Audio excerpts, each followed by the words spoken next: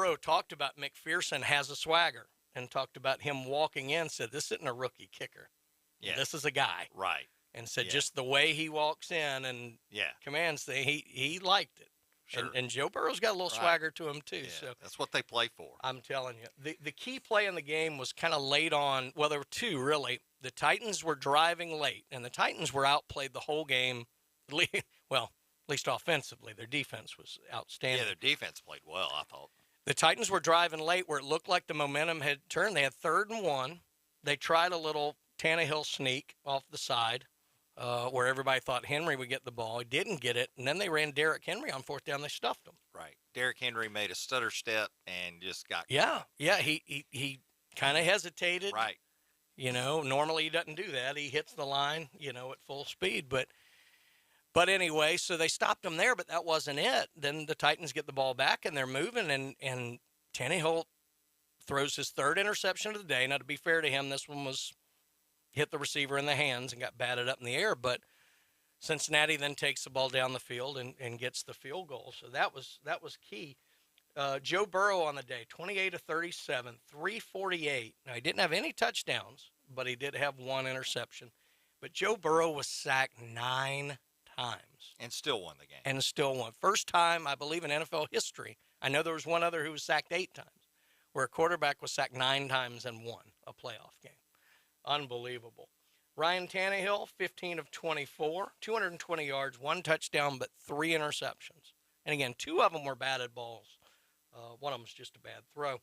Now, a lot of the talk, obviously, in the game was Derrick Henry's return from injury. And he looked pretty good, I thought. He had 20 carries for 62 yards, 1 TD. Nothing looked off to me with him. He never looked like he was limping. He didn't look slower.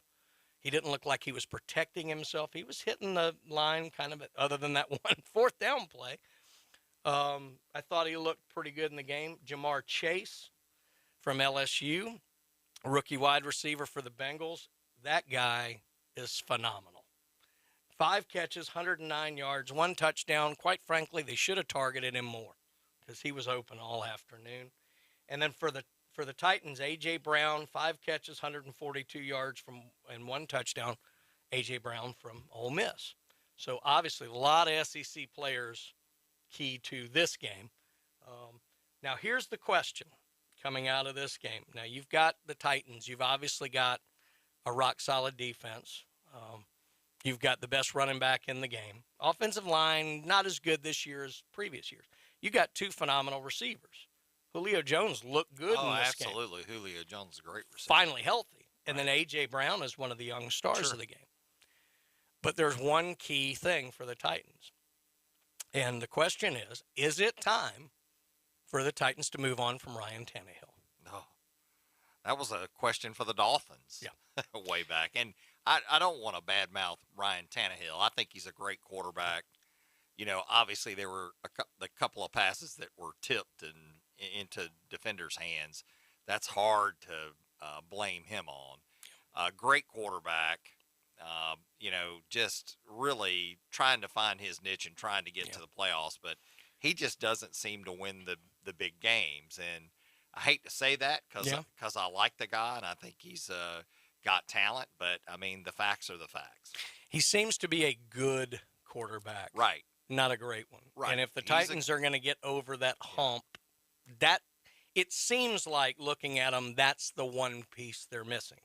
Now, it's a one piece a lot of teams are missing. Sure, yeah. But I think the Titans are going to have to – I think they've gone as far as they're going to go with Ryan Tannehill, which, by the way, another SEC guy, Texas A&M guy. Absolutely, yep. But unfortunately for the Titans, I think they're going to need to move on. Well, moving on, we're going to move on as well. The late game Saturday, San Francisco continuing their Cinderella story. I mean, they were a few minutes from not even making the playoffs, a few weeks back after a big, furious comeback against the Rams. 13, Green Bay 10.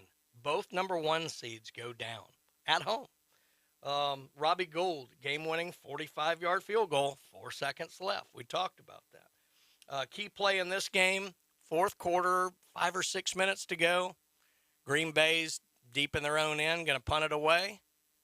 Punt block, return for touchdown. And the funniest part about it, that ball went up in the air and nobody on the field knew where the ball was.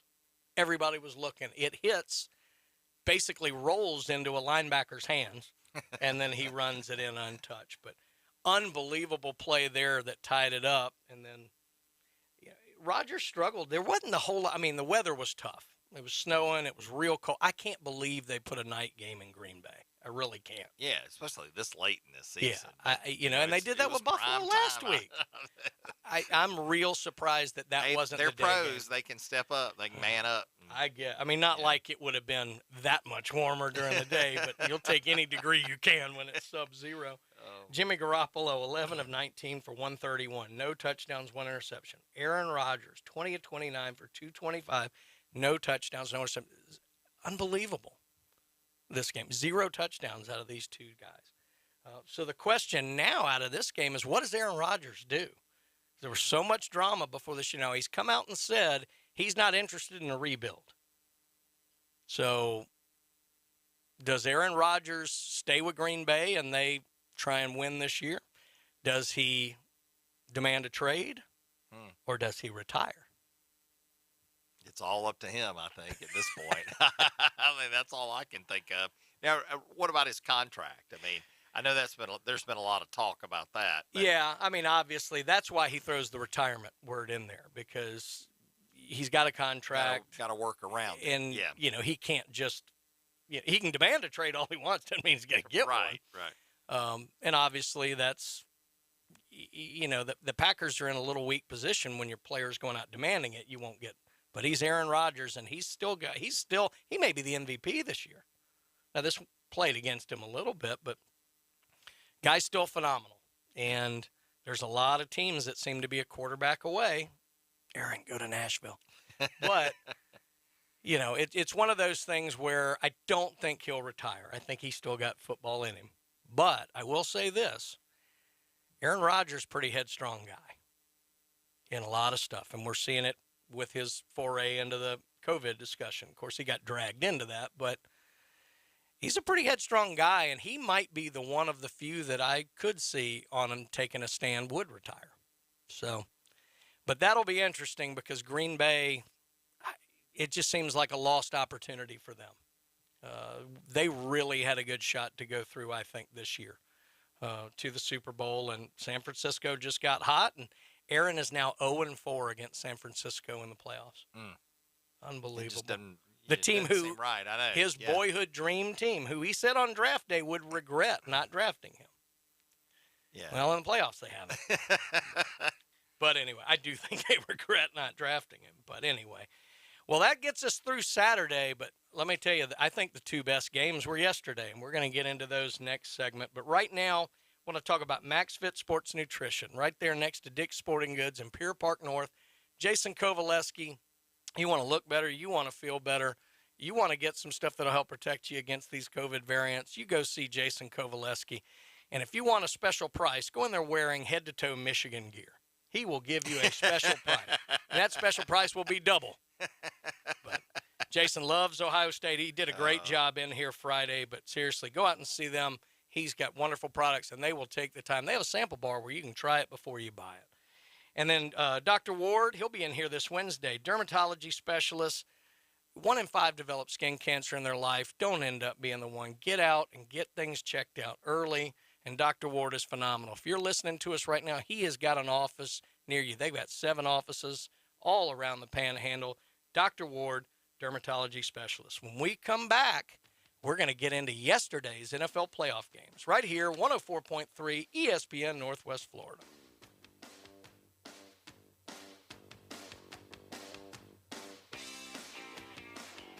.3 ESPN Northwest Florida.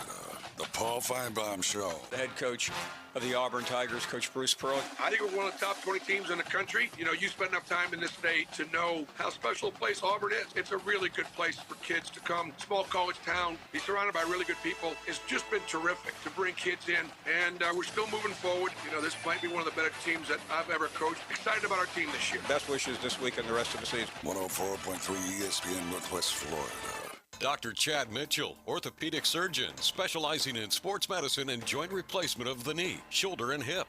He serves our local athletes and our community.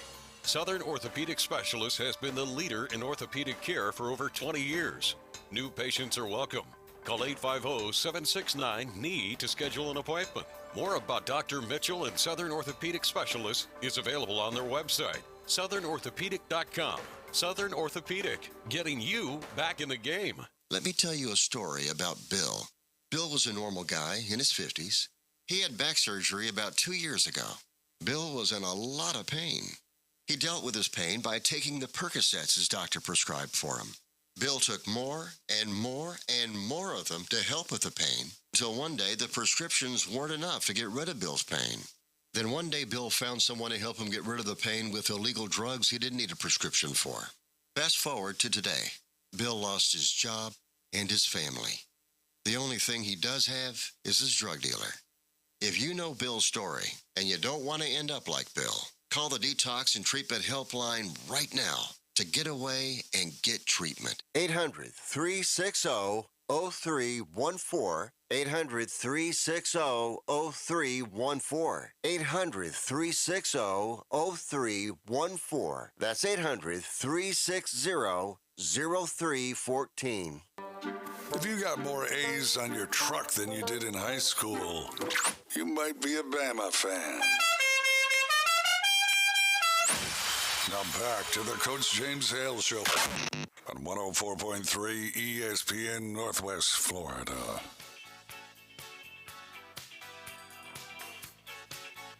And welcome back to the Coach James Hale Show, minus Coach James Hale, who's up in the mountains.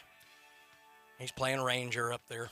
But we know he's watching football because my texts were blowing up last night. Mine too. He was excited about the games for sure. Well, make sure that you get the ESPN Northwest Florida app 2.0. And it's now featuring ultra high fidelity and live sports. Click it to win it with tasty weekly prizes. Tasty, I tell you. And make sure that you get that. The ESPN app, Northwest Florida 104.3 2.0. Well, let's get back into the NFL. And yesterday's games were phenomenal for two different reasons. Number one, we start the day with the Rams and Buccaneers.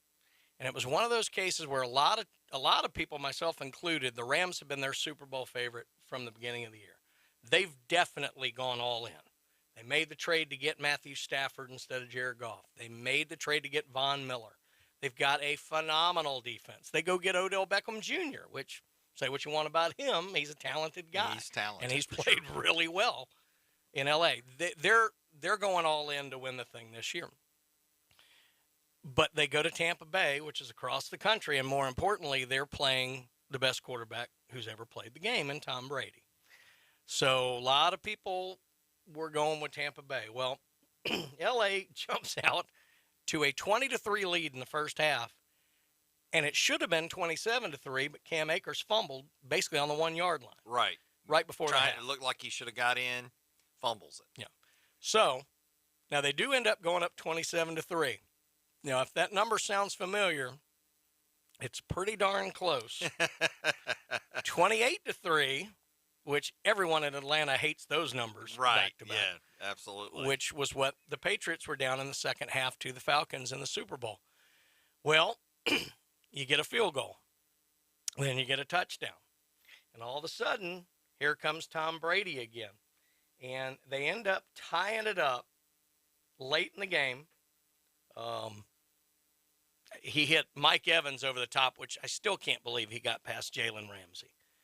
And hits him over the top. And then late on, they've got a fourth down because Gronkowski got called short, which I'm not sure he was short.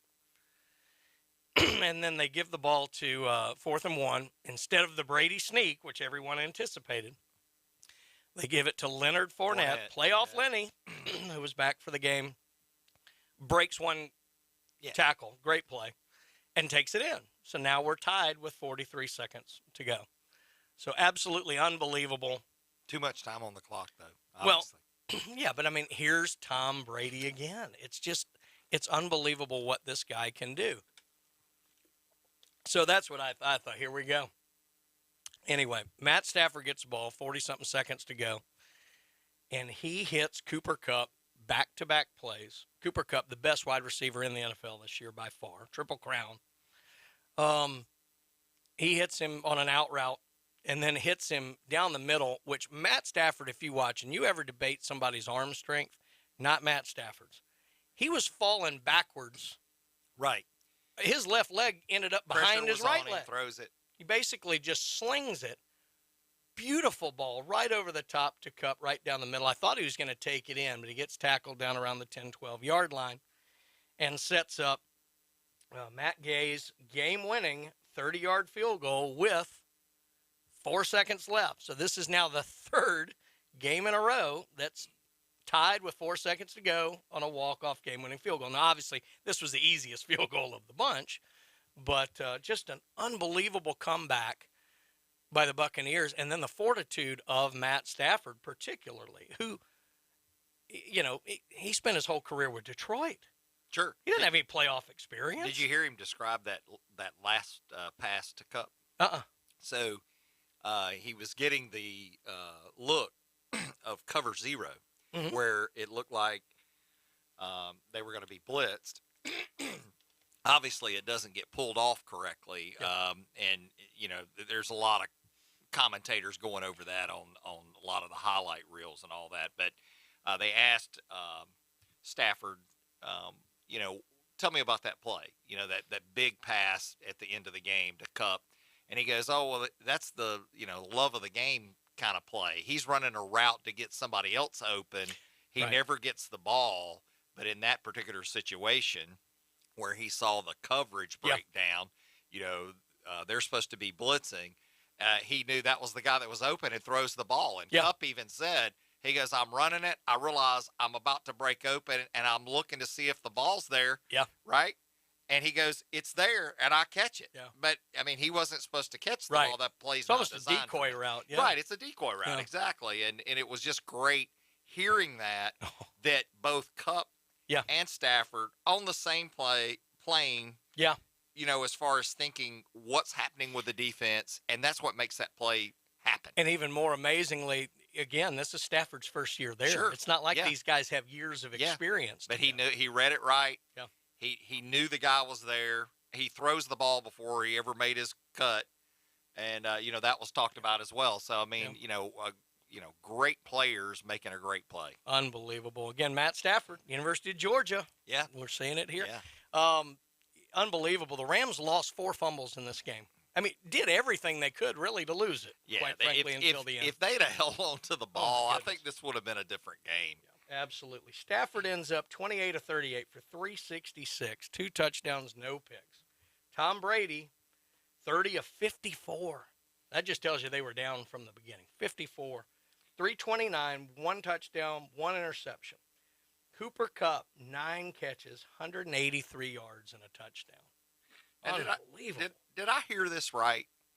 That the kicker for the Rams was originally drafted by Tampa. And dropped in his rookie season. Yeah, Ryan Suckup is the starting kicker there, and he wasn't going to beat out Suckup, and so they let him go, I believe. And then the Rams pick him up, and he gets his payback. Sweet revenge.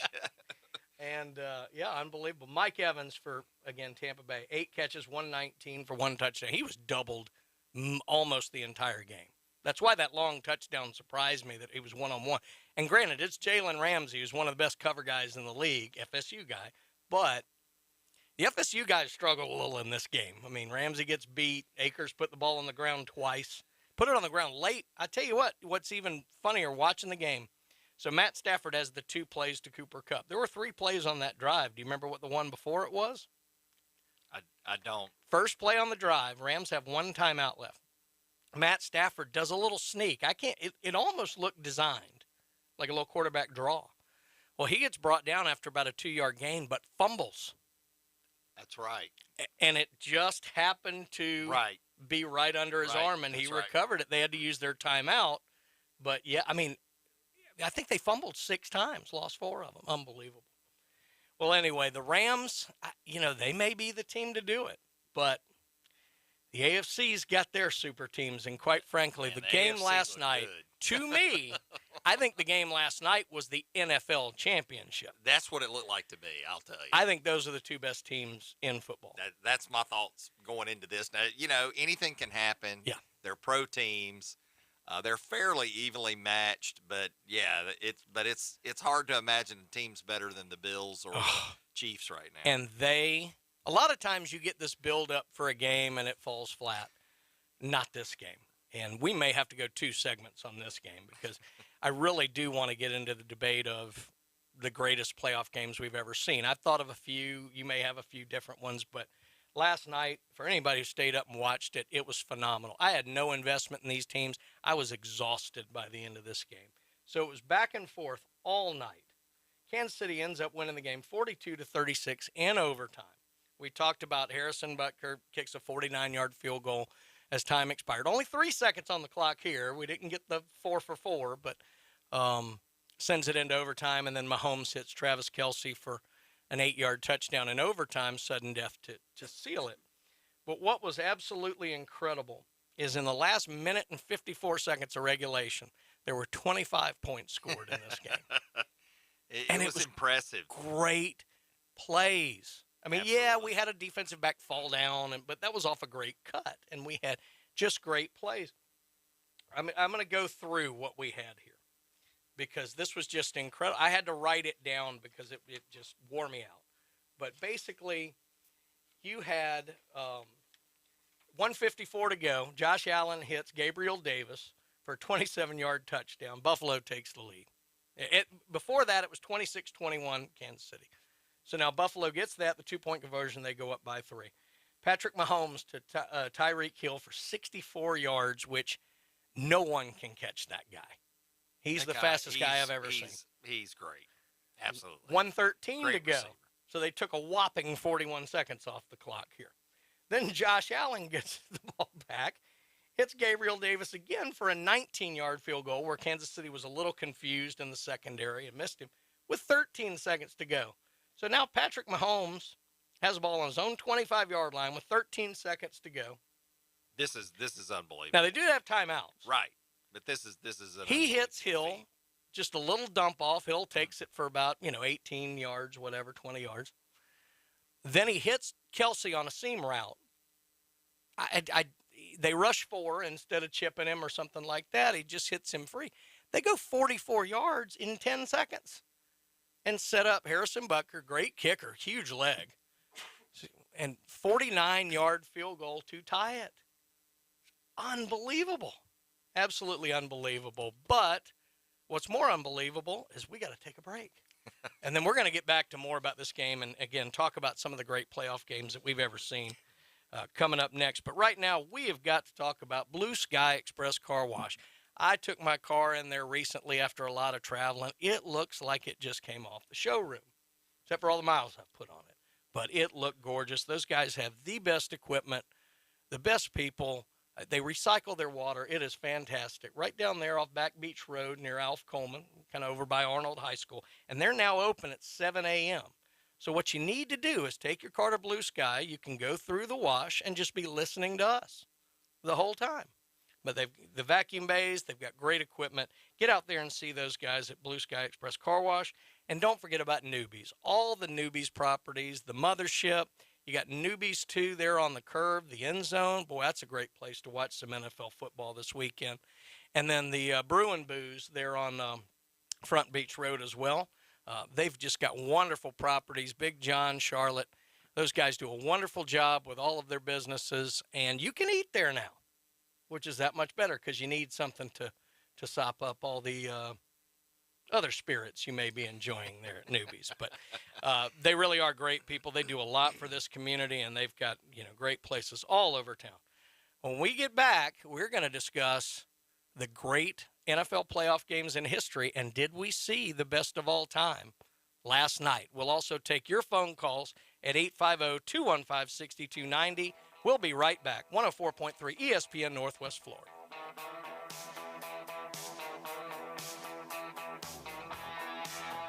Good Monday morning. I'm forecasting sunshine, a few scattered clouds, the high 55 to 62. Northwest wind becoming south 10 to 15. Clouds and showers developing late tonight. A weather front coming in, 45 for the low.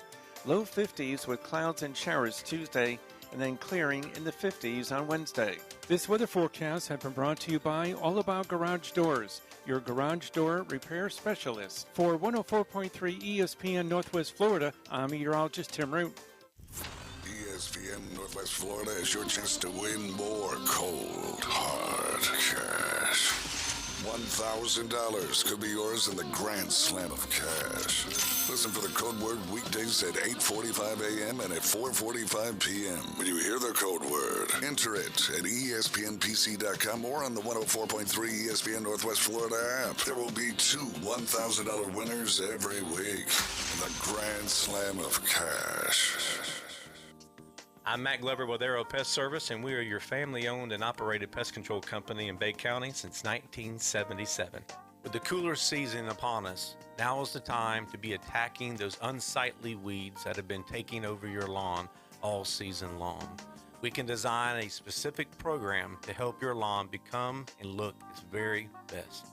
Give us a call today at Aero Pest Service, 850-874-1900. So, how's the new job? Love it. But it's not just a job, it's a career. Life insurance? Love? I told you Woodman Life is really active in the community, right? They support all kinds of community improvement projects. How's your job, by the way? Don't ask. You can love what you do, too. Call me, Lance Myers, your Panama City area Woodman Life recruiting sales manager at 850-769-9212 to learn more. Woodman of the World Life Insurance Society of Omaha, Nebraska. Woodman Life, standing strong for generations. Now, it's the Coach James Hale Show. Go nuts. Live from the J. Michael Studio at 104.3 ESPN Northwest Florida. The FCC must not be paying attention because we are back. 104.3 ESPN Northwest Florida, the James Hale Show. I'm Brian Haddad sitting in for James Hale. We got Chad Mitchell here, Dr. Chad Mitchell here with us. And don't forget it this afternoon. Let me tell you, the Afternoon Underdogs, they have a fantastic show. If you've never listened to that show, you need to check them out today. Every weekday, 4 to 6, David, Old School, Boston Tim. You get everything on that show. They cover everything. A lot more than I can keep up with, that's for sure. But you get the latest in the world of golf. Alan Watson from Golf Plus joins the show at 4:15 every Wednesday. You get NASCAR on Mondays, starting February 14th. Once the NASCAR season kicks off, I have Dr. Tom in there. All kind of great stuff. The Afternoon Underdogs with Dave this afternoon. Give them a listen, 4 p.m. Well, let's get back to the NFL. I want to finish up on this game, which was just unbelievable. Talk about some of the numbers and just the comparison in the two quarterbacks. Listen to these numbers here. So Patrick Mahomes, 32 of 43, 370 yards, 2 touchdowns, no picks. Josh Allen, 27 of 37, 329 yards, 4 touchdowns, no picks. Guess who each team's leading rusher was? Wow, I hadn't even thought about that. Patrick Mahomes and Josh Allen. Oh, wow. Patrick Mahomes, 69 yards. Josh Allen, 68 yards. Man, Superman. Now, Mahomes is a little bit more of a scramble and create kind of quarterback. Sure. Josh Allen has a lot of running plays designed for him. It's actually rare in the NFL to see it. You see it some in college. And Josh Allen takes hits. He's a big guy. He's a big guy. He can take them. I'm a little worried about him taking some of the hits. He can't take them up, his whole career. He needs to learn how to slide. Right, He'll run out of bounds occasionally, but no, that was amazing to me. Those two guys led their team in rushing. Now, Gabriel Davis for the Bills, first wide receiver in NFL playoff history to have 4 touchdown receptions in one game. Wow. I didn't know that. Yeah, I didn't know that either. Jerry Rice didn't do that. All the greats. All of Josh Allen's 4 TD passes all to Gabriel Davis. And he made a move on one of the ones inside of 2 minutes. I think it was the first one where he, kind of faked a corner route and then snuck in. And the DB literally fell on his backside. The move was that good. Now, the second one was more of a miscommunication, but he had a game of all games. He ended up going off for 8 catches, 201 yards, and 4 TD catches. Not to be outdone, Tyreek Hill, 11 catches, 150 yards. Again, the big 64-yard touchdown. And the setup play to Kelsey's catch, that was just as big. Right, it was a huge play. You know, unbelievable. So the question is, and this is the, you know, what we do in sports radio, and I'm sure we're not the only show asking this, was this the greatest playoff game in NFL history? So I'm going to pose it to you, Dr. Chad Mitchell. What do you think? Well, there's another game that I think of that I still think is one of the greatest in history, and it was the Dolphins-Chargers game from way back. Yep. And, you know, I'm a Dolphins fan, and we lost that game to the Chargers. But, wow, I mean, the overtime, the hitch and go to keep the Dolphins in the game, and then I'm blanking on the receiver that I'm blanking on his name. The receiver that had such a great game for the Chargers. Was it Winslow or was it Charlie Joyner? I think it was Winslow. I think it was Winslow, and they were having to help him off the field. Don't hold me to it, right? Oh yeah. I mean, and just he left it all on the field. Yeah. And you know, what a great game that was. Yeah. You know, now, you know, that's way back for a lot of people. Was this a great playoff game? Absolutely. Yeah. It'll be one for the history books for sure. And my favorite part of it was the conference after the game. I don't know if you saw it, but I had to chuckle, you know, because you know, the Chiefs have to drive down and kick the field goal, right? And you know, with just seconds, you know, really left in the game. And one of the reporters asked Andy Reid, says, you know, what's your comment to Mahomes, you know, prior to him going out on the field for that last drive to get that field goal? And he goes, when it's grim, be the Grim Reaper. That's a good line. I absolutely love that line. And, you know, and it just kind of shows you the tough mentality mentally that they possess. Now, you know, the Bills, I mean, they have a tough mentality as well. But, you know, think about it. I mean, you're having to make it against a very good defense, make all those things happen. And, you know, Mahomes gets them in, you know, field goal range. They go into overtime. The rest is history. But, you know, what a great game. I mean, these, in my mind right now, were the 2 best NFL teams. Oh, no doubt.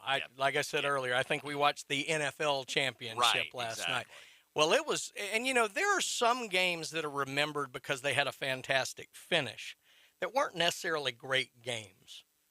You know, there were a lot of bad plays. You know, there were a few miscues by Kansas City defensively, but overall, this was a game of great players making great plays, and it was back and forth all night. Right. You know, this wasn't, and you know, that's, like the that's Rams. That's the way we like to see them, too. The Rams-Buccaneers, the Buccaneers were awful. Right. For 2.5 quarters. And then it was a phenomenal comeback. But this game was just great throughout and back and forth. And then the finish was just unbelievable. But I had a couple other games I wrote down. And again, they may not have been, I did have the Miami-San Diego. And I was little, but I've seen enough NFL films. You know, the old NFL films with the frozen tundra, you know, all those great things. It was great. There were 2 others that stuck out in my mind. San Francisco, Dallas, the Dwight Clark catch in the back of the end zone, Joe Montana. That's a good one. That was a great, even though that game hurt my feelings because I hated the 49ers and I was a Cowboys guy. And, you know, that one hurt my feelings. So I've never forgiven Joe Montana or Dwight Clark. But I don't think they care. And if I remember right, I mean, Clark wasn't even a big draft pick way back, right? I mean, this is a, you know, unknown guy, really didn't catch any passes in college. 2 guys in sync, though. Gets drafted and becomes this major player and hero. Kind of the way Brady used to be with his guys, like Edelman and Amendola and guys like that. You get 2 guys in sync, and it's unbelievable. Yeah. The other one I had down, and this would have been before my time, but obviously just the connotations of it. Oakland, Pittsburgh. Always good. John Madden. Yeah. I want to say it was the Immaculate Reception game. I could be wrong on that, but just another one of those back-and-forth games where Oakland kept losing in the AFC Championship. That's why it was so great when they won one under Madden, but just, ripped the hearts out. But just phenomenal football games. Well, if you have any that we haven't thought of, give us a call, 850-215-6290. But I'm telling you, what we got to see last night, and quite frankly, the whole weekend, was just great football. And too many times we see blowout games. Too many times the Super Bowl's turned into a blowout game. But I'll be honest with you. I think it's hard not to see, to me, the Rams and Chiefs in there. But if this season has told us anything, you can't just bet on the favorite. I mean, we've got a 6 seed, we got 2 4 seeds, and a 2 seed left. And the 2 seed got out by the skin of their teeth. Right. Well, I mean, that's why it's professional football. Yeah. I mean, you've got some of the greatest players to come out of college. Yeah. Out there playing and executing. So, this is why, when you have the argument with the, whole college football playoffs, it's not the same argument as it is with the NFL. Oh, absolutely. No doubt. Well, I think we've got someone who's calling in to give us their take on this, or maybe something else, but we are going to find out. So, hello, caller. What you got for us? Good morning. No, yeah, I got a playoff game that was pretty amazing that you guys didn't mention. I think it was either the 86 or 87 AFC Championship game. Oh. Ernest Biner, the fumble, and Yes. Elway, the drive. And I should have thought of that because I just saw them playing a highlight of that not that long ago. But you're right. That was I'm a Mayan fan, so I don't have any for my team, But yeah, that was a great game, boy. And the Browns were probably the best team in the NFL that year. And it was just heartbreaking for them, boy. No, you're right. And it was I think it was 2 years in a row they met in the AFC Championship game, and the Browns just couldn't get past the Broncos. But that year in particular, Kozar was unstoppable that game, and had them going. I can't remember who it was. I think maybe it was Carl Mecklenburg who reached in and knocked the ball out. But Biner had it was open to the end zone. Yeah. He was on the 2-yard line. It was open to the end zone, and his arm came out of nowhere and knocked the ball out. And, if he scores that touchdown, I'm not saying he's a Hall of Famer, but, his career probably goes entirely differently. And our perception of him is entirely different, Well, and that's true. And I remember reading a thing where Biner really struggled mentally with that play for a long time. I mean, he really had a hard time getting past that. And, they had such a great team back then. But you're right. That was an absolutely phenomenal game. And I can't believe I forgot that one because, like I said, I just saw highlights of it. But I appreciate the call. Unfortunately, we're kind of heading into a break. But thank you for calling in on that one. You guys rock. Thanks. Thank you. All right. Well, who knows? Maybe Hale will just stay in the mountains then. No, we don't want that. Well, again, we are heading into a break. And don't forget, again, 8:45 today, listen for the word that pays. We're going to give you the word that pays $1,000. Two winners weekly. So make sure you're listening in at 8:45. But before that, let's talk about some of our great, great people. Buffalo Rock. I mean, the guys there, they just do phenomenal things for anywhere you go. You'll see a Pepsi scoreboard. They've helped out so many local teams and things like that. Great people. And they got great products, too. So make sure when it comes down to it that you're going with Buffalo Rock. And then we've got him in here today, the man, the myth, the legend, Dr. Chad Mitchell with Southern Orthopedic Specialist. Doc, what's the best way to get a hold of you guys if someone's got an injury? Call Southern Orthopedic Specialist at 850-785-4344. If you want to look me up, look up www.chadmitchellmd.com. Well, I thought I'd be calling you after chucking my remote at the TV a few times during the Titans game, but my shoulder's a little bit stiff. But make sure you go out and see Chad if you've got any kind of injury. He's been helping the athletes in Bay County for about 1,000 years. So, but anyway, no, I'm not that old. Not that old. Maybe Glenn Manley's that old, but I'm not that old. Oh, well, when we get back, Coach Hale may not be here, but we've still got the Alabama update. So all of you Bama haters, get ready to call in and wreck it. 104.3 ESPN Northwest Florida.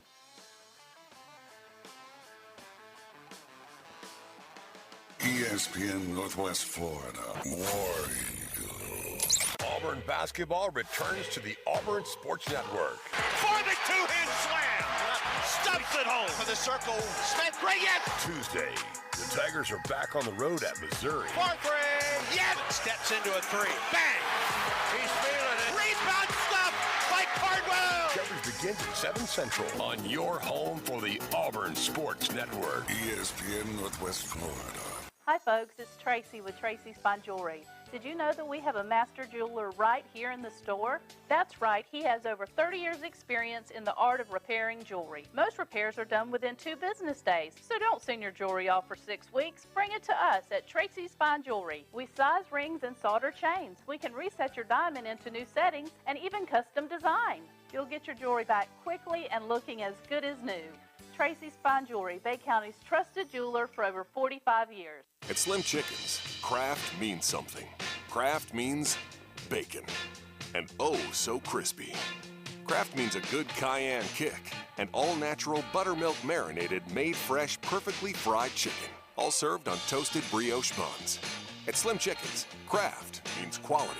And for a limited time, try our new Memphis-style barbecue chicken sandwich. Try Slim's Craft Sandwiches today. Slim Chickens.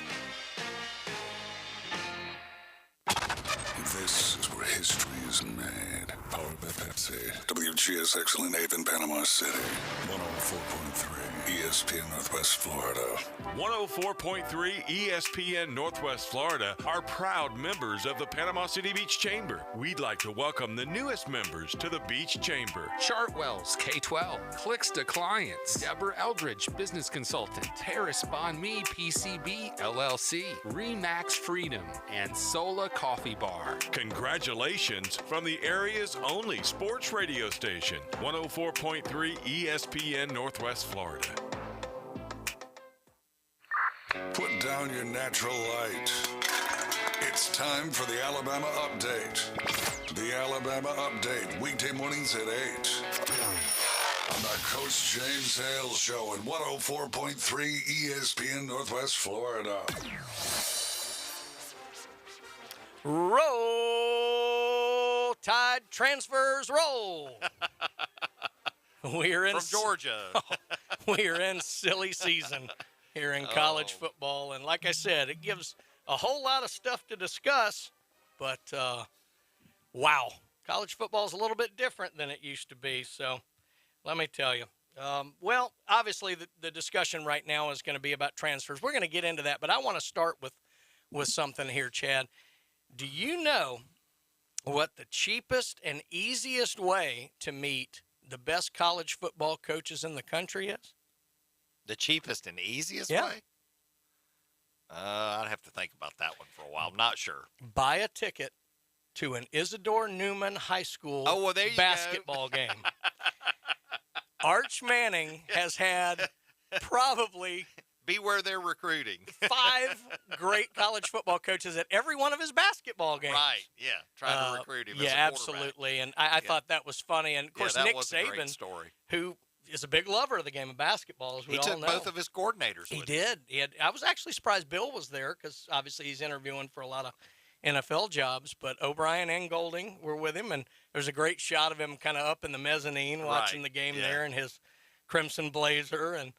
But Arch Manning, obviously. Saban likes basketball. He does. He loves playing basketball. it. And I've heard he's a little rough with the other coaches on the court too.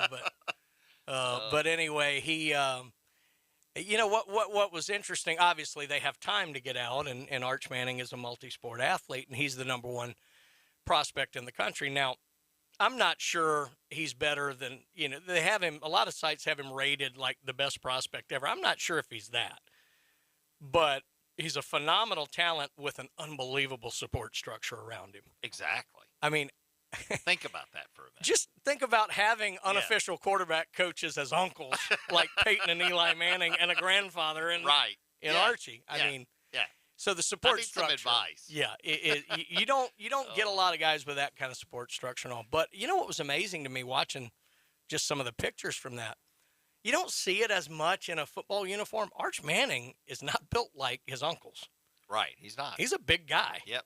And, you know, I mean, not to say, you know, Peyton was tall. Peyton, Eli. yeah, Peyton's kind of a big not guy as in a way, much, yeah. but just, I mean, Arch is more defined, let's say. So it was impressive, and he's a tremendous athlete. But I thought that was interesting, just all these guys coming to Newman basketball games in New Orleans. But anyway. Well, let's get to the transfers, because obviously that's been the story of the season, and Alabama's had a lot of guys transfer out that we've gone through, the Billingsleys and the Drew Sanders and the Paul Tysons and all of those. But we had a couple more decisions made kind of in the last 3 days. Javon Baker, wide receiver, is transferring to Kentucky. Now, he's appeared in 20 games in his career. I mean, he's been used.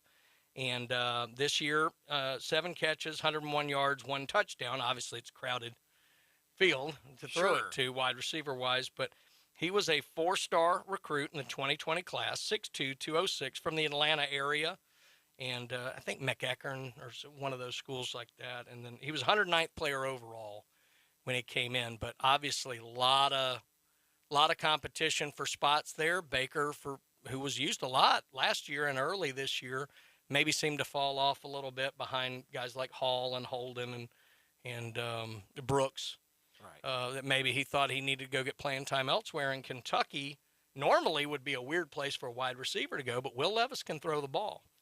So, and with Wan'Dale Robinson moving on the NFL, they've got a hole there. So Baker saw the opportunity to get some more playing time, and so he will be going to Kentucky.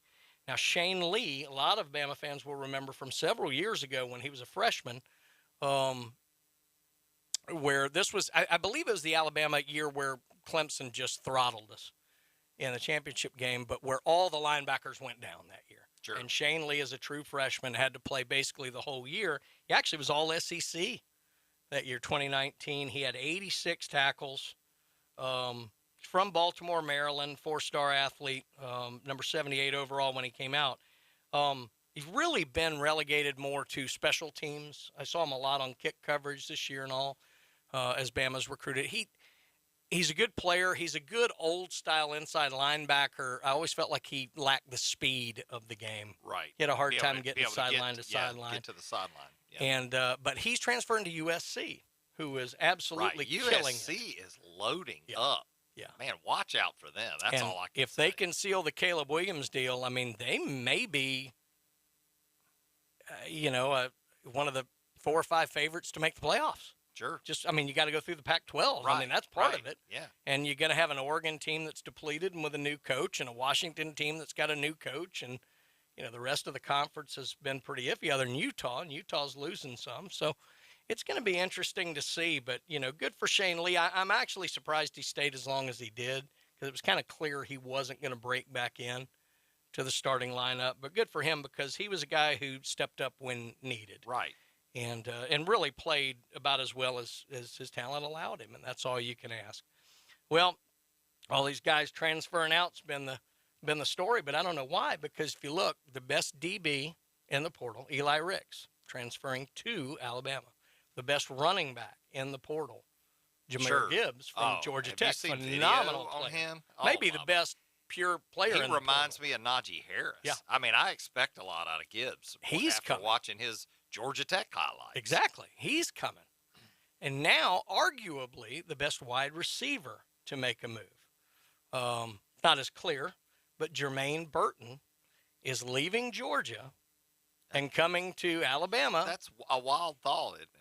It is. Leaving Now, a national championship team to go to another Right. national championship contender. obviously, you think about Jameson Williams. Now, he played in the national championship game against Alabama and transferred.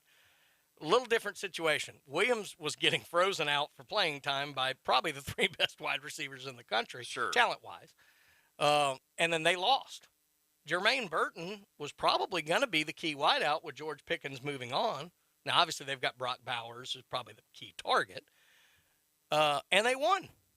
But, Burton, from all that I've kind of heard is, a lot of people, when Stetson Bennett announced he was coming back, Bennett doesn't really target the wideouts that much. He's a dump down to the running backs, and he finds the tight ends.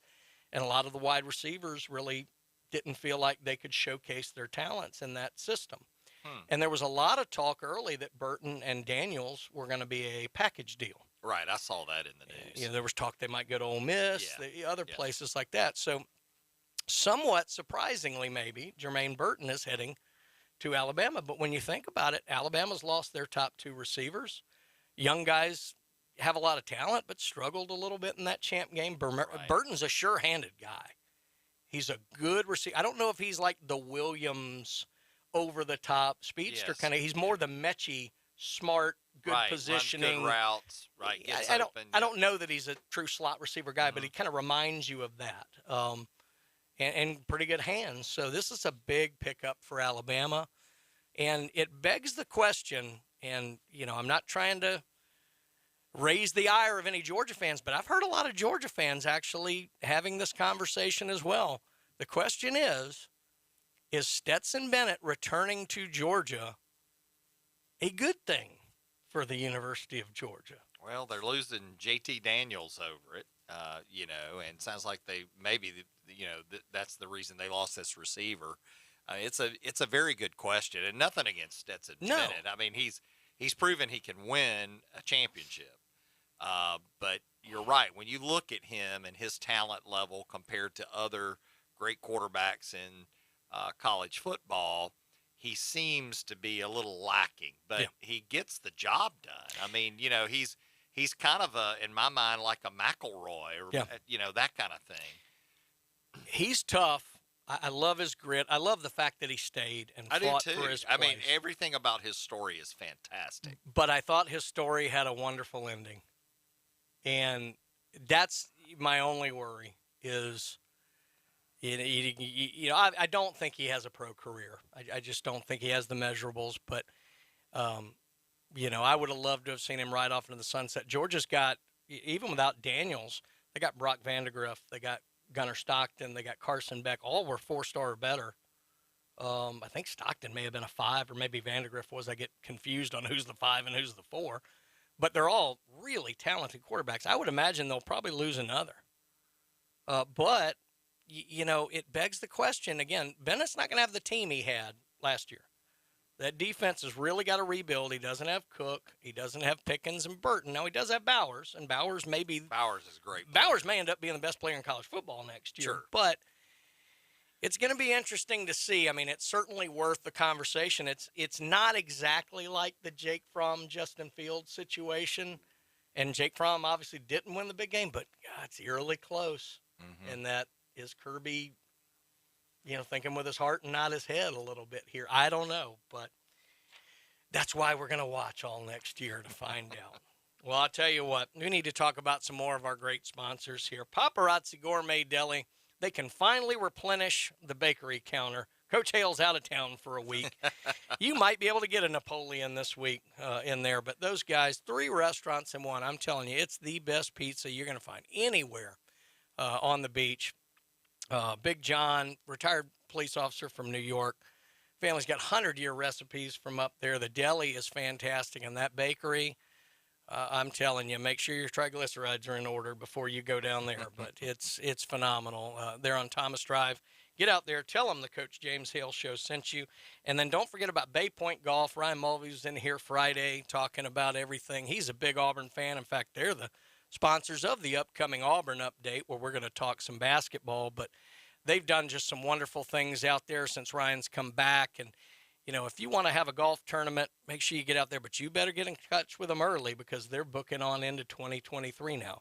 Bay Point Golf, they are number 1. Well, when we come back, we're going to talk about Auburn and are they now a basketball school?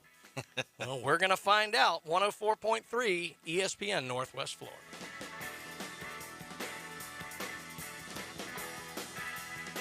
Good Monday morning. I'm forecasting sunshine, a few scattered clouds, the high 55 to 62. Northwest wind becoming south 10 to 15. Clouds and showers developing late tonight. A weather front coming in, 45 for the low. Low 50s with clouds and showers Tuesday, and then clearing in the 50s on Wednesday. This weather forecast has been brought to you by Mid-South Lumber, best little lumber yard in Panama City and Youngstown. For 104.3 ESPN Northwest Florida, I'm meteorologist Tim Root. ESPN Northwest Florida. The Dan Patrick Show, weekdays from 9 till 11. Something's not working here. It's an awkward roster. And you still have LeBron playing at a high level, no AD. The bench has been inconsistent. Russ is trying to do what Russ does well, but in the process, that means he's going to miss a lot of shots and he's going to have turnovers. The Dan Patrick Show. 9 to 11 on ESPN Northwest Florida. Small business owners of Bay County, are you aware of the recent changes in the credit card industry that could affect how much you pay for credit card processing? With over 30 years experience right here in Bay County, Merchant Management Group is ready to help your business take advantage of these changes and in some cases eliminate all fees for accepting credit card. Other businesses have already made the change. Call Merchant Management Group today to schedule a no obligation appointment. 850-747-0664. Ben and Deb Collins, owners of Bay Guns and Gear, have been in business since 2010, offering new firearms and accessories with a huge selection available for your hunting needs and personal defense. Turn to Bay Guns and Gear. They have the weapon for you. Discount pricing. And if you can't find what you're looking for, they'll special order it for you. Bay Guns and Gear, across from Grease Pro at 3115 Highway 77. Visit their website, baygunsandgear.com. Tiger fans, join us weekday mornings at 8:15. It's the Bay Point Golf Auburn Update on the Coach James Hale Show at 104.3 ESPN Northwest Florida. And we are back. Auburn Update brought to you every day by Bay Point Golf and Ryan Mulvey, as we just talked about here. I can't say the words that usually lead us into this, or most of my family will disown me. But Auburn Update, again, brought to you by Bay Point Golf. And don't forget here, ESPN 104.3 Northwest Florida. We talked about the underdogs earlier, but after the underdogs, you get all 4 hours of the carnival, the clown show, that is the Paul Feinbaum Show. You can hear Jim, you can hear Squirrel, you can hear I-Man. You've got all 4 hours of the Feinbaum Show, and that's every day here, ESPN Northwest Florida, from 6 to 10 p.m. Well, Auburn, we kind of jokingly asked the question, are they now a basketball school? But, when your football team goes 6-7 and your basketball team's about to be number one in the country, right, there may be something to that. And if you got to see the environment Friday night, before, obviously, the big game, the big anticipated game versus Kentucky on Saturday, which we're going to get into the game in a minute. But the environment surrounding that game, I have a lot of friends up in Auburn who were texting me pictures of the tent city that was set up outside the arena. It's not a huge arena, it's got to be one of the top 2 or 3 environments for basketball. It is so loud. Everybody in there is right on top of you. I know Andy Bertram's talked about that. But it's a first-come, first-served deal for the students, and they were out there, and it was cold Friday night. And they were out there. I'm sure they were, doing some things that might help warm them up out there. It is college, after all. But it was unbelievable. In fact, I think I heard somewhere that the gymnastics meet had 9,000 people at it. Wow. Now, granted, Olympic gold medalist Suni Lee I think this was her first home meet like She's that. And drawing, gymnastics is a big deal in the SEC. I mean, it really is. A lot of the great teams are down here. But obviously the environment, the atmosphere, Auburn should have been ranked number 1 before. They were number 2 going in the AP poll. They still had Gonzaga or Gonzalez, depending on who you listen to. Inside joke. Yeah, inside joke, Coach Hale. They were number 1, but I think Auburn made their case to why they should have been, although it was interesting early on there. So we get to the game, obviously packed house, one of the toughest tickets around. And Auburn ends up winning the game 80-71, put Kentucky away with a great second half, and really did make some They good were behind. They were down double digits. Right. early on. Auburn, to me, came out. Now, I have to preface this by saying this is the first college basketball game I've watched beginning to end in probably 10 years. I used to love basketball. We talked about it earlier that I've kind of lost my way with it. It was fun to watch again. But Auburn came out to me a little nervous, right? A little hype, maybe overhype, if you will. Turning the ball over a lot. Really weren't rebounding very well. Weren't playing good defense early on. They were getting a few good shots, but struggled. And Kentucky went, I think, on a 14-0 run early and got up double digits. Now Auburn kind of chipped away at that and ended up going into the half only down 4, 33-29. But the key play in the first half, and it's not to say this completely determined the game, but it certainly was a big factor in the game. Kentucky freshman all-everything point guard Ty Washington kind of went up for a little runner in the lane and came down on his teammate. It's one of those things you see in basketball a lot, and it helps keep you in business, Doc. Lands on a guy's foot and rolls his ankle over it. There's still no Very word. common. Oh, yeah. Very common in basketball. And, you hope it maybe is just a sprain. Sure.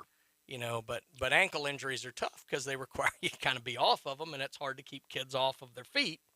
But, it's one of those deals that they haven't yet announced exactly what it is. They don't know that it's anything super serious, probably is just a sprain, but he's certainly going to miss some time, or at least will be limited. And he's a key player for Kentucky. So the game changed a little bit at that point. But the bigger thing in watching the game, Auburn made great adjustments in the second half. They defended significantly better. But more importantly, they rebounded very well in the second half. And that's something they really weren't doing all that well in the first half. Goes on a big run. They finally take the lead, I think at maybe 43, 41 or something like that, and never looked back. And again, pulled away, ended up winning by 9. Now, Walker Kessler, the transfer in, that guy is outstanding. And Auburn is a different team with him on the floor. He's the big center. That's one of the worries I have about Auburn after I watched them is they may struggle without him in the lineup. He's just kind of, to quote Reggie Jackson, the straw that stirs the drink. And a lot of stuff goes through him. He's so good at the high pick and roll. He's got some of the best footwork I've ever seen out of a big man. And he was very key. He ended up with 19 points and 7 rebounds. Auburn had 4 players in double digits. Johnson, the guard who has more energy than anyone I've ever seen and just fires the fans up every chance he gets. He had 17. Smith was probably, to me, the key to the game. He had his 14.7 rebounds, but he made big, meaningful plays when they needed to be made. And then Green came off the bench for 11 points and 5 assists. Auburn ended up shooting 57% from the field, 37% from 3, not great, 83% from the line, and that was a big deal because Auburn had, I think, like 29 free throw attempts in the game. I mean, so they went, and a lot of that was late on when Kentucky was trying to foul. Yeah. Kentucky, Wheeler and Grady each had 17, and Wheeler did so after running into a brick wall known as Kessler on a high pick that about knocked him out. He actually had to come out of the game and go into the locker room for a little bit. I think they were checking him for concussion because his head jerked back bad when he made contact there. But he came back and played great. I'm going to butcher this name, but Kentucky center, Shiabwe. There's a lot of consonants in this name, so I'm not 100% sure. 16 points, 14 boards. He was tough inside. He would do really well when Kessler was out of the game, too. I mean, he kind of dominated. Kentucky, 50% from the field, 42 from 3, and 80% from the line, but then they only shot 10 games. It's one of those games where obviously Washington going out mattered.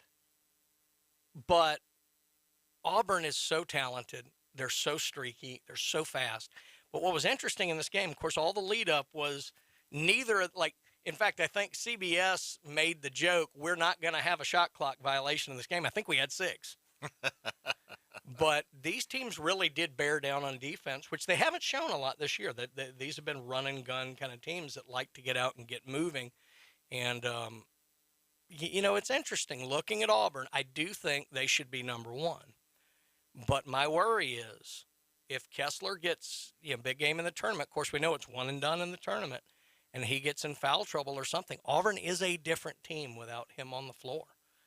And so we will see. But for the moment being, Auburn basketball is something to really enjoy. Now, on the football end of things, Doc, we'd both read a story, but you can give us a little more insight into Derek Mason is going to be moving on, and they've promoted a new defensive coordinator. Who's that going to be? Yeah, so they're promoting Jeff Smeding, I hope I'm saying his name correct, to defensive coordinator. He was with Harsin from Boise State, and so he's moved up. He was already on the defense. I think he was the like an assistant coach linebackers. Yeah, linebackers, coach, I believe. and was responsible for the run game, the defensive run game, defending against the run. And so there were a couple of other coaches that they brought in. They have a Jimmy Brumbaugh. He's going to coach the defensive line. He was a former Auburn All-SEC defensive lineman. I remember the name. Yeah. And then there's a Christian Robinson who had previously been on the Florida staff. He's coming in as the linebackers coach and the defensive run game coordinator. That's the way to say it. That's what Schmedding was doing before. But Auburn's trying to shore up their coaching positions on defense. Obviously, they've had a lot of kind of turnover and turmoil as far as that transfer portal, and but they also have opportunity to take from the transfer portal, and got one of the Oregon's quarterbacks. They did last week. So, well, it's interesting because a lot of people talk about this is Harsin finally kind of stamping, not necessarily the same way kind of Taggart had. He had to chase and get whatever he could get. I think with Harsin, I'm not sure Bobo and Mason were necessarily his first picks, but he kind of had to do. And they were each serviceable. And Mason was doing a phenomenal job, I thought, until maybe the Mississippi State game. And then things kind of fell apart. And there's even rumor that he and Harsin had maybe a falling out, and Schmedding may have even taken over the play calling duties late, if you believe everything Mason's you a former head coach. And that's so true. You've got to kind of humble yourself. But and I like Derek Mason. I've always been sort of a fan of when he was, I think he was at Vanderbilt, right? Am I remembering that correctly? Yes.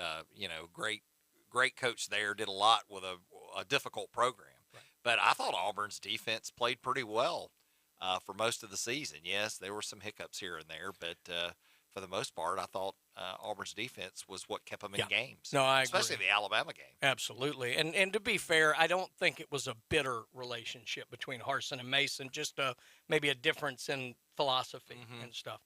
And so anyway, we will see how that goes for Auburn, the basketball school. But anyway, so we're going to head into break here and talk about some more of our great people. Rudy's Barbecue. Out there on Back Beach Road, Ethan Boyd, let me tell you something. That place, unbelievable. 350-seat restaurant, great Texas barbecue. The brisket's unbelievable. But Coach Hale talks about it every day, and I got to tell you, it's great. I got some to go last night. The smoked turkey that they do is out of this world. If you can get past ordering turkey in a barbecue joint, you will not be disappointed. It's outstanding. Ethan should be in here tomorrow with us. Get out there and see them. You will love it. And don't forget about Steverson Air Conditioning or Steverson Heating today, because it's cold out there. But those guys do a wonderful, wonderful job. Make sure you get out and see them. Tell them that you heard about them on the Coach James Hale Show. When we get back, we're going to talk about some way too early All-American lists in college football right here on the James Hale Show, 104.3 ESPN Northwest Florida.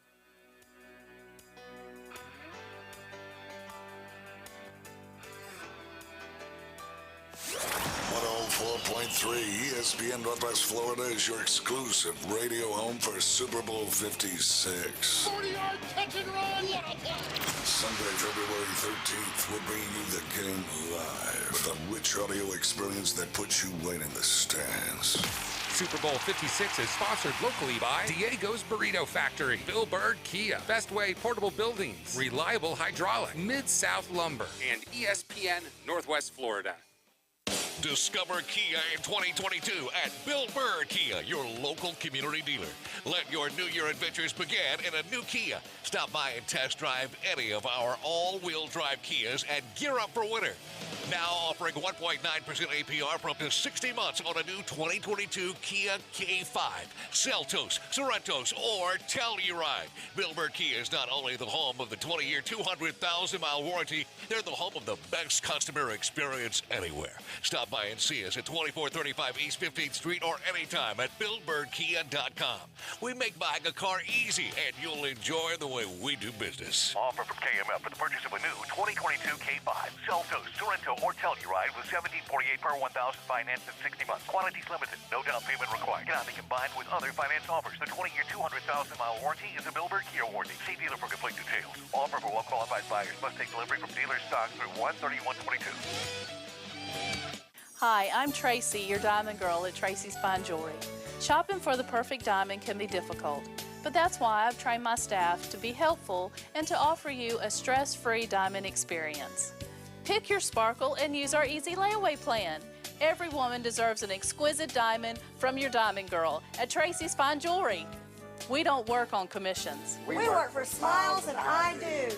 So if you're tired of high-pressure salespeople, stop by and see us today at Tracy's Fine Jewelry. His biggest fear about the zombie apocalypse is all the walking.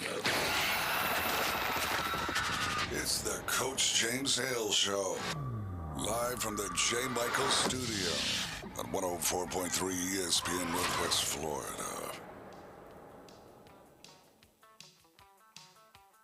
Let that play. Future's so bright, I gotta wear shades, Randy. We are back, Coach James Hale Show. Brian Haddad sitting in today along with Dr. Chad Mitchell. And don't forget, ESPN 104.3 Northwest Florida, we are the home of Auburn College basketball. As we said, the soon-to-be #1 Auburn Tigers, we hope. And we've got Auburn versus Missouri tomorrow night right here on 104.3. Coverage starts 7 p.m. You can hear from Andy Burcham, and we're hopefully we'll have Andy on the show tomorrow morning to talk to him about the big Kentucky game and the Missouri game coming up. So, again, tomorrow night, Auburn versus Missouri. Coverage starts 7 p.m. Well, as we like to do this time of year, let's get into some of these way too early lists for college football. And then we've got a fun segment next coming up. We're going to talk about the hot seat. Yeah. And the coaches who are on the hot seat, and some who never seem to get off of it. I know it, yeah. And we will talk about that. But ESPN put out their list of kind of their early All-American team. And, of course, a lot of people whose names you're going to be familiar with and some surprises in here. But let's kind of go down the list here. On offense, quarterback, no surprise here. Bryce Young from Alabama, returning Heisman Trophy. I mean, I think you kind of have to go this way. But, you know, what might be interesting is, you know, they don't love giving the Heisman twice in a row anymore. Right. Bryce Young doesn't have all the weapons that he had. But the other thing to consider, if Caleb Williams ends up at USC, you know, maybe he gets some talk for that. So can you think of anybody else maybe that might be out there? I mean, Bryce is the obvious choice, but. Yeah, it's it's hard to say. Yeah, I mean, he's definitely the front runner in my mind. Yeah. You know, coming out of high school, I thought maybe Uiagalelei at Clemson, Right. who's got a cannon. You would have thought. But he really regressed. He just really. Yeah. I guess, you know, some teams figured him out. Yeah. I think that's really Just what didn't develop. Yeah. Didn't develop at all. I think you're right. Well, at running back, the guy who I think by far, to me, was the best running back that I saw until he got injured last year, Bijan Robinson at Texas. Very good running back. Talented. Absolutely. He fits in really well in Sark's system, just got hurt late on in the year, and so that's why a lot of people maybe didn't hear from him as much as they should have, but he still had 1,100 yards and 15 touchdowns in just 10 games. Yeah. For a Texas team that wasn't that great this year. Right. You know, I hate to be an Alabama fan that throws another Alabama player in here, but oh my goodness, we got to get back to locking that door. The Jahmyr Gibbs guy. Yeah. I'm interested to see how he does. Yeah. I don't know if he would be if he's going to finish as one of those All-American running backs. Yeah. So Robinson definitely I think is the front runner there, but there are some other really good backs across the country that to definitely keep an eye open for. Well, and the other one, much to the chagrin of our mystery guest who walked in here wearing all Michigan gear, Trayvion Henderson from Ohio State, who did have a big freshman year up there, obviously. I think you're right on Gibbs. I think maybe some of the wariness from him is, will he do it in the SEC? He was at Georgia Tech. Well, so think about that, though. I mean, he didn't have the best offensive line, those kind of things. So he's competing without the best of the best in front of him. Yeah. At wide receiver, and this is no surprise, Jordan Addison from Pitt, returning Biletnikoff Award winner. Certainly, I think that one makes perfect sense there. And then if you watch the Rose Bowl, Michigan Eddie will love this one too. Jackson Smith and Jigba, he had about 700 or 800 yards receiving in that Rose Bowl or something. Just great unbelievable. I don't think you can go wrong with either of those two picks. And then the no-brainer tight end Brock Bowers from Georgia. Yeah, he'd be my number one going into the season. Like sure. I said, I think he may be the player of the year. He may not win the Heisman per se because obviously it's a quarterback award, but he may be the best player in college football come next year based on what I saw. Offensive line, we'll kind of whip through quick. DeJuan Jones from Ohio State, Caleb Chandler from Louisville. All right, Michigan Eddie, I'm gonna bring you to the mic to announce this name from your Michigan Wolverines, the preseason All-American center. Olasagan Alawatimi. Bless you. Go blue. There's a lot of vowels in that name. But yeah, he's listed as the center, and he was the Joe Moore Award winner. Or Michigan won the Joe Moore Award last year for offensive line. This one's interesting. Florida, Osiris Torrance. And it's interesting because this is one of the many Louisiana transfers to Florida. So we're basically talking about a guy who played at Louisiana, being a preseason All-American, according to ESPN. And then Peter Skoronski. That's a Midwest name if I've ever heard one, for Northwestern. So that's the offensive line. The all-purpose player, Deuce Vaughn from Kansas State. I did get to see him a little bit in the Texas Bowl, and he is outstanding. Now, on the defense, oh, my God, these names. Defensive end from Washington, Zion I can read. Now we got a lot of Samoan. Tupuola Fatui, and that's what I'm going with, and, we'll see. Jalen Carter for Georgia, and we saw a lot of him in the national championship game. Excellent player.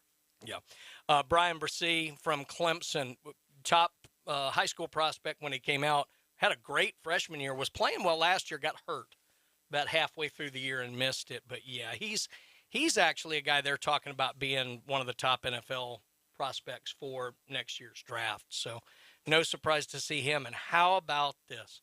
Andre Carter II from Army, preseason All-America first team according to this list. Fantastic for one of the service academies to get that. He was a third-team selection last year. He's 6'7", 250 pounds. Wow. I feel good about our military when we got guys that size. Not from Old Hudson High, though. Go Air Force, baby. I was going to say Michigan Eddie can't like him, but, that's all right. Never. At linebacker / defensive end / just offense Pass wrecker. Rusher. Yeah. Will Anderson, absolute no-brainer. I mean, up there with Brock Bowers. Will Anderson may be the best player in the country, too. He may have been the best player in the country this year. Yeah, he was really good. He's going to be phenomenal. Trenton Simpson, linebacker for Clemson. Biggest issue I've got with Clemson, they've got all this talent on defense, but Venable's gone. How does it all mesh with a new coordinator? We'll see. This one I'm a little surprised by, not because he's not capable, but I think it's early. Dallas Turner, Alabama. Got a lot of playing time last year, but remember Chris Allen was down. Right. Maybe, maybe not. I don't know. I mean, he seemed to kind of feed off of Anderson, and I mean, I guess he can do that again this year, so maybe stats will be padded. Maybe a little early for him. He would overrun occasionally. That one may be early, but he's got good talent. He got a lot of speed off the edge, Definitely. that's for sure. Yep. Back in the defensive secondary, Keely Ringo from Georgia, another guy we saw in the champ game, very talented. And he was the guy who had the big pick six there at the end that we've all tried to block from our memory. Yeah, right. And that sent Jeremy Pridgeon out the gate early. But yeah, Keely Ringo. Corner, Riley Moss from Iowa. Iowa, a little up and down last year, but had a good pass defense. So that doesn't surprise me. Jordan Battle at Alabama, I like. First-team All-American, not sure yet. He'll certainly hit you.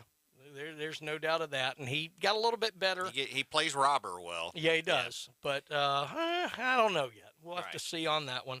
And then Brandon Joseph for Notre Dame, kind of stepping into that void, left by Kyle Hamilton, who will be one of the top 5 or 6 guys in the draft this year. Place kicker, Harrison Mevis from Missouri. We'll see. I find it hard to pick against Riekert after the 2 years that he's had, but right.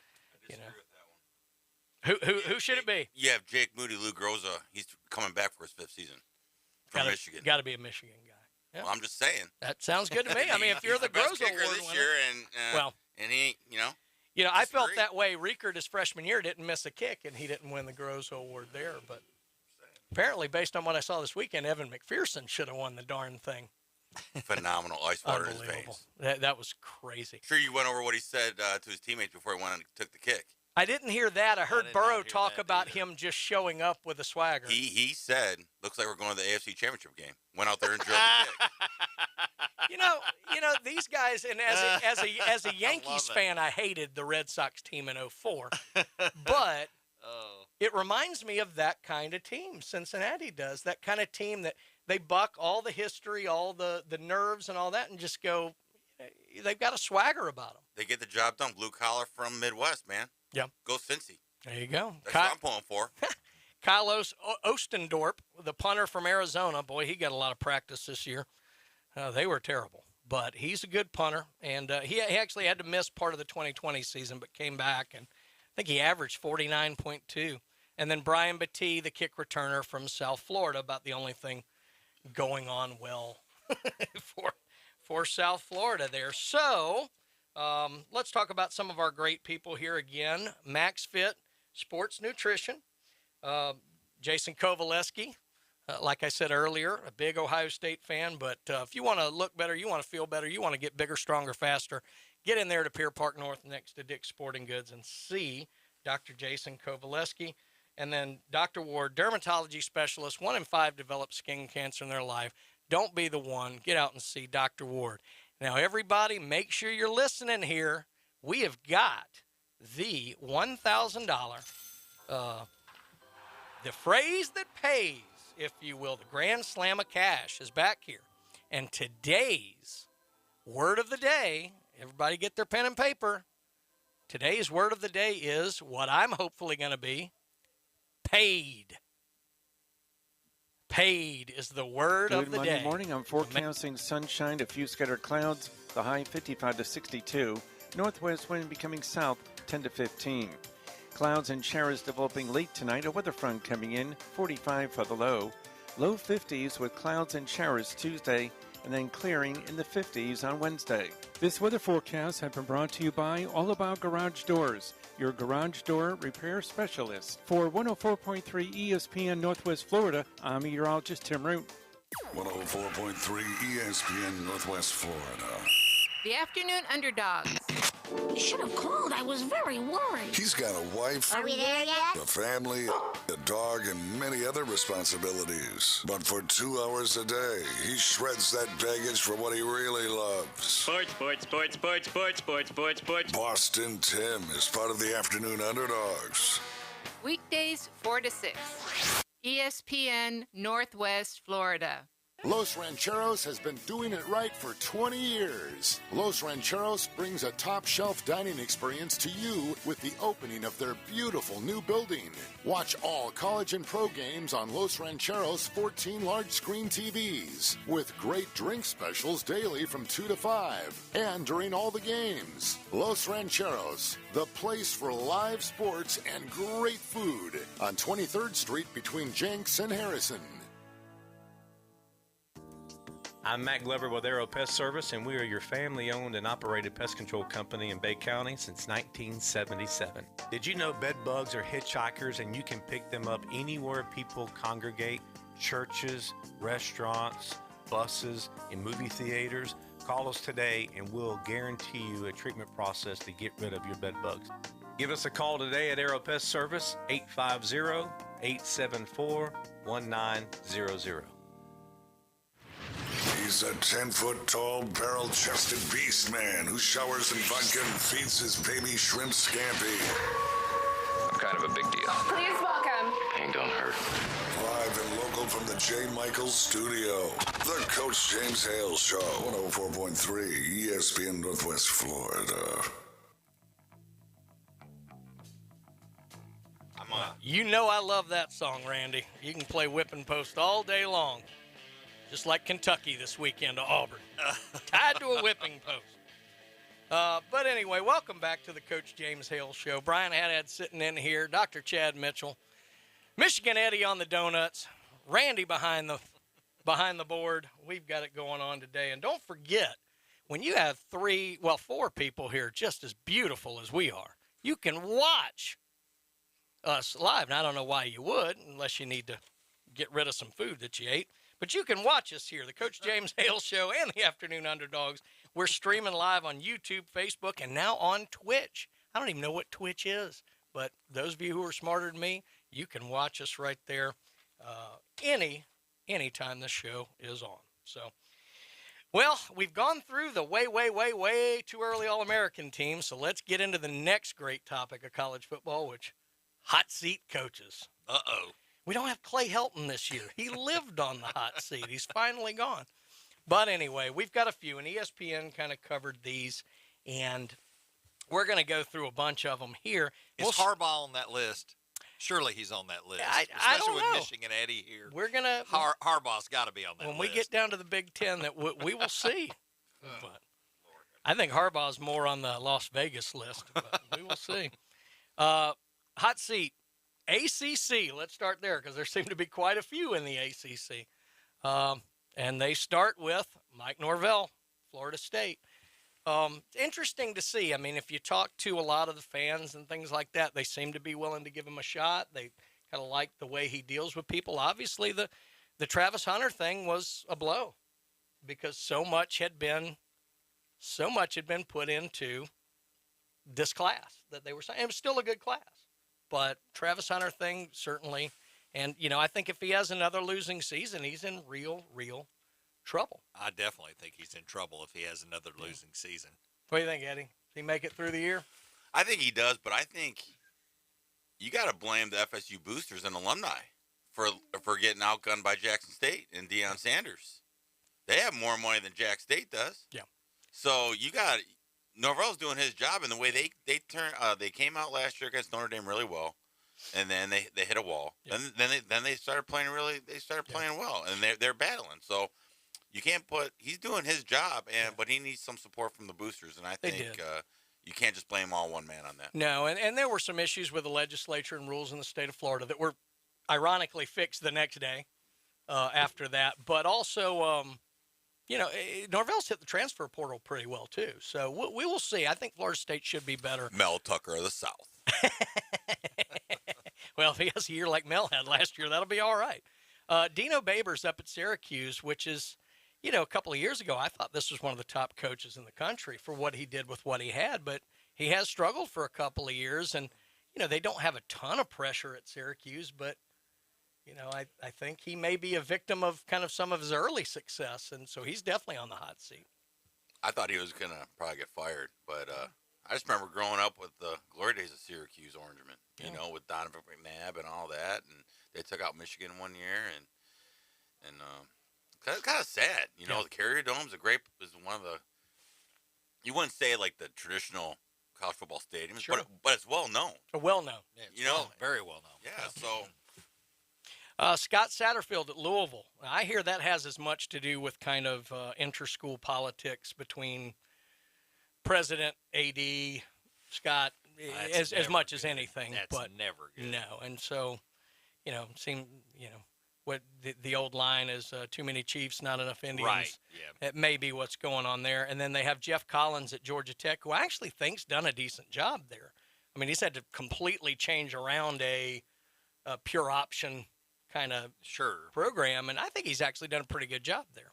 So I think the way Georgia Tech's getting beat is the problem. It could be. Right. And getting beat by Georgia. Well, and it doesn't help that Georgia year just won the after national year. championship. Exactly. Sure. That's not helping Georgia Tech at all. The interesting one they have here, keep an eye on, I disagree with this, Mac Brown at North Carolina. And not necessarily because, I mean, they were very underwhelming this year. But it's North Carolina, who doesn't put a ton of pressure on their football coaches, and Mac Brown's a legend there. I just don't see it. I mean, now don't get me wrong, he needs to win, and if he's not, then yes, they need to get rid of him. But I think he's a great coach. I think he's going to surprise us. I hope so. I keep saying that. But. Let me throw this out there, and people will laugh at this, particularly those who graduated from Auburn. It would not surprise me if Mac Brown, bringing in Gene Chizik, who he knows very well, has been there before, has a head coaching background, kind of been toying with getting back in. Don't be surprised if Mac brought Gene in to kind of hand that job over to him. Sure, that's a big possibility. Like I said, I know a lot of Auburn people scoff at that, but hey, he won a national championship Chizik was at a good Auburn. Coach. I realized that, after his national championship, team went down, but they just lost a lot of talent. Big 12, probably don't Can I have... interject something real quick on go Mac ahead. Brown? Sure. He's done awesome at UNC in the time he's been there. Also, the Ann Arbor of the South. It's a beautiful campus. Reminds me of Ann Arbor. Yes, it is. But you got to look at who they lost from last year's team. The scientist, Navarre native Michael Carter. I remember taking Eddie to watch him play when he was with the Raiders in Navarre. Awesome. Air Force brat, by the way. His parents are in the military. And then Javonte Williams, both gone. And then they had, I forgot his name, the wide receiver from last year. Not this past year, but the year before. Yeah. He left. Yeah. So Sam Howell didn't have a lot of his weapons on the offensive side of the ball. So you can't put all that on Mac Brown. People are leaving. No, that's true. And all that. So give Mac Brown. He deserves more. I think so. I think they've got him on there as to watch, just because if he has two underwhelming, I don't know. I don't think North Carolina pulls the trigger as fast as some of these schools. But Right. I think they're going to be a little bit more patient with him. Big 12, they didn't have a lot of because there's a lot of new coaches in the Big 12 that they figure they're going to give 1 year. They're for. all on the hot seat. Still can't believe Patterson, but whatever. They have kind of to watch for Steve Sarkisian. I know it's Texas. Is he really on the hot seat? I don't think yet? so. I mean, no, they don't have him on the hot seat. They got him on kind of the lukewarm seat. Right, the lukewarm seat. I don't think so. I mean, they would have to really, really. And he's getting some pretty good players here. He's hit the transfer recently, portal well. He recruited pretty well. So I mean that helps the coach as well. The only one they have in the Big Ten, and this is no doubt probably the number one. Well, I don't know if he's the number one, but he's up there. Scott Frost at Nebraska. He's definitely on the hot seat. And, why he left UCF when he, was undefeated, building a program. I get it. It's Scott Frost. It's your alma mater. Mama called home. But come on. It's Nebraska. Yeah. I mean, that is a big dumpster fire. It's tough. I mean, to borrow off of the SEC shorts. But when he fixes that program, he's going to be Tom Osborne 2.0.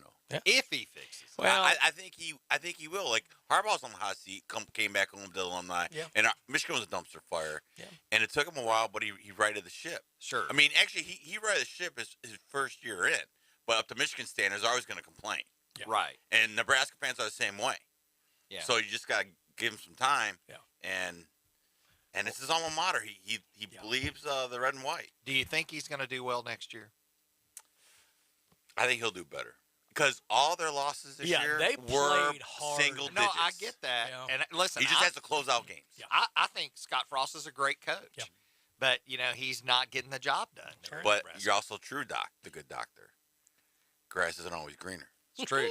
Sometimes you just got to stay where you're at. And it was pretty green at UCF. Oh, it was. I'll hit the Pac-12 real quick because it's a Pac-12. Do we have to? Herm Edwards, I don't think he's on the hot seat, although they should have been better. Carl Dorrell at Colorado. Nobody knows what Colorado does. And they have Chip Kelly as keep an eye on. I thought Chip Kelly did a great job this year. And I think he just signed an extension. So I'm not sure about those. Now let's hit the SEC. They don't have anybody on the hot seat. That's amazing. They do have one to keep an eye on. Brian Harsin at Auburn. Oh, yep. I get it. Again, that may be it. I mean, we've talked about this before.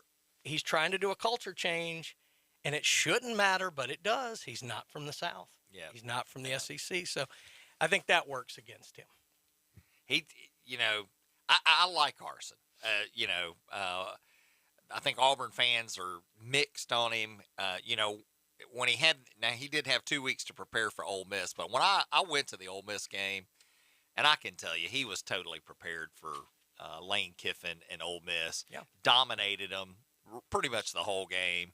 And Ole Miss was a really good team this last year. And so, I see signs of brilliance. I see maturity in how he coaches. Yes, he did make some, decision blunders, here and there, during the season. But I think when you look at him compared to other coaches, he's a very mature coach, has his head on straight, thinks things through, has good game plan. I think he's definitely a keeper for this next season, and hopefully he'll improve Auburn. Well, I think you're right, and it's been fun today. We had a lot of NFL talk earlier. I want to thank Michigan Eddie for bringing in donuts that I can't eat, and I want to thank Dr. Chad Mitchell for being in here as well. Doc, real quick, again, how do they get a hold of you? Call Southern Orthopedic Specialists at 850-785-4344 or go to www.chadmitchellmd.com. And we will be back tomorrow morning and all this week. The Coach James Hale Show right here on ESPN 104.3 Northwest Florida. Have a good day.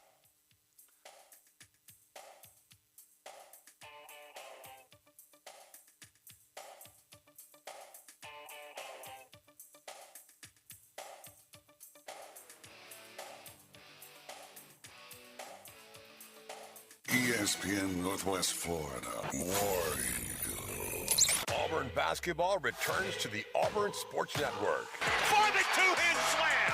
Stuffs it home. For the circle. Smith, great yet. Tuesday, the Tigers are back on the road at Missouri. For three. Yes. Steps into a three. Bang. He's feeling it. Rebound.